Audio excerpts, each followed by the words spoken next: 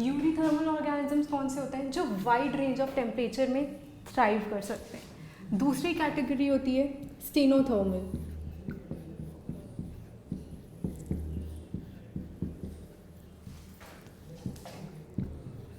Stenothermal organisms वो होते हैं जहाँ पे बहुत नैरो रेंज ऑफ टेम्परेचर्स में ऑर्गेनिजम्स खुद को सर्वाइव कर पाते हैं। Now water is the basis of survival. अब कुछ ऑर्गेनिजम्स ऐसे होते हैं जो बहुत वाइड रेंज ऑफ सैलिनिटी में एग्जिस्ट कर सकते हैं। They are known as यूरिसलाइन।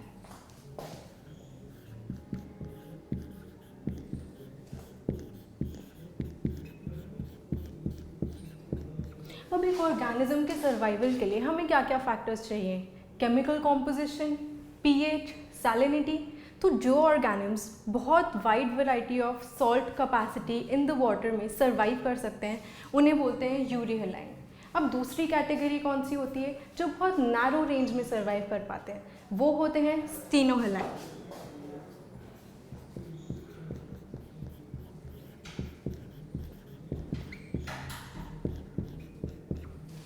पानी क्यों इतना इम्पोर्टेंट है? पानी इसलिए इतना इम्पोर्टेंट है बिकॉज वो एनिमल्स को अफेक्ट करता है, एनिमल सर्वाइवल के लिए चाहिए। प्लांट्स को अफेक्ट करता है, प्लांट सर्वाइवल के लिए चाहिए। Now next we move on to soil.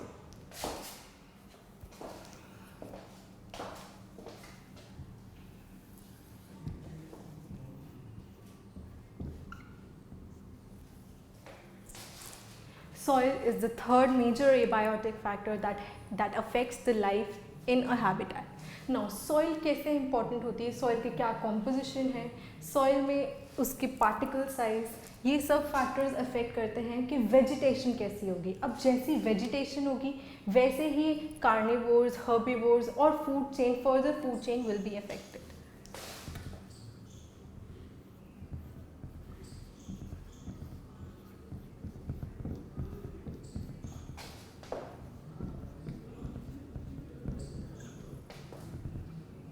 Composition of soil, particle size कैसा है, क्या क्या इंग्रेडिएंट सॉइल में चाहिए।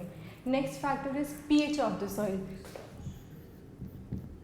Whether the soil is acidic और बेसिक। अगर एसिडिक होगी तो वो क्रॉप्स को अफेक्ट करेगी, बेसिक होगी तो वो क्रॉप्स को अफेक्ट करेगी। Next factor is grain size.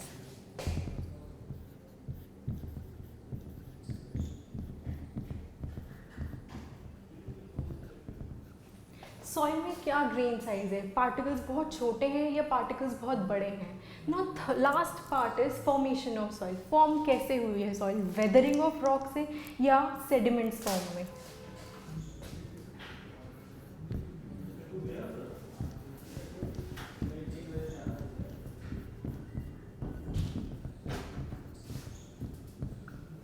Now the last factor is light.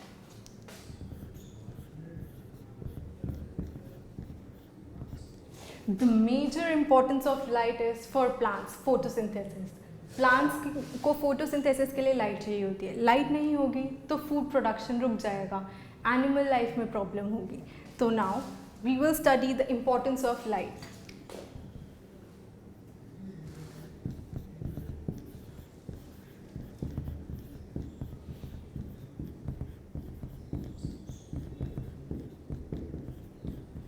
Not only for plants, light is important for those animals whose seasonal and diurnal activities are dependent on light.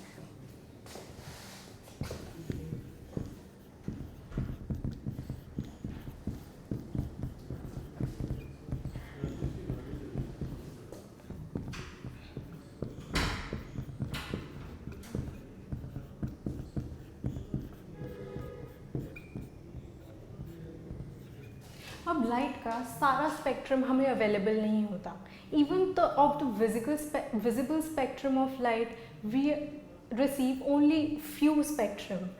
कुछ organisms जो बहुत deep sea में होते हैं उनके पास सिर्फ वो light का पार्ट जा पाता है जिसकी वेवलेंथ बहुत लंबी होती है।